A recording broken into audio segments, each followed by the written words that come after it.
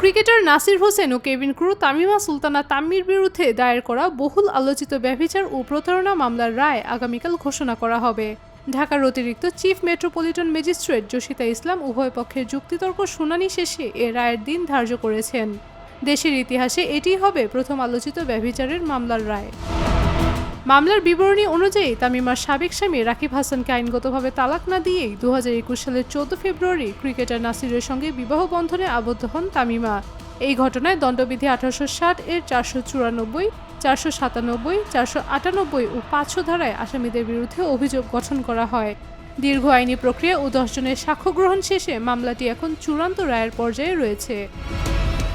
শুনানি শেষে বাদীপক্ষের আইনজীবী অ্যাডভোকেট ইশরাত হাসান বলেন, তামিমা পূর্বের স্বামীকে ডিভোর্স না দিয়েই নাসিরকে বিয়ে করেছেন, যা সম্পূর্ণ অবৈধ। আমরা আদালতে সমস্ত তথ্য প্রমাণ ও সাক্ষ্য উপস্থাপন করে অপরাধ প্রমাণ করতে পেরেছি। আইন অনুযায়ী আমরা আসামিদের সর্বোচ্চ 7 বছরের কারাদণ্ড দাবি করছি। অন্যদিকে আসামি পক্ষ নিজেদের নির্দোষ দাবি করে খালাস চেয়েছেন। বিবাদী পক্ষের আইনজীবী অ্যাডভোকেট আজিজুর রহমান দুলু বলেন, অভিযোগগুলো সম্পূর্ণ ভিত্তিহীন ও উদ্দেশ্য প্রণোদিত। তামিমা আইন মেনে ডিভোর্স সম্পন্ন করে নাসিরের সাথে বিবাহ বন্ধনে আবদ্ধ হয়েছেন। আমরা আশা করি আদালত আমার মক্কেলদের খালাস প্রদান করবেন। আইনি মারপ্যাচে শেষ পর্যন্ত কার পক্ষে যাবে দেশের ইতিহাসের এই ব্যতিক্রমী রায়, তা দেখতে এখন পুরো দেশের চোখ আদালতের দিকে।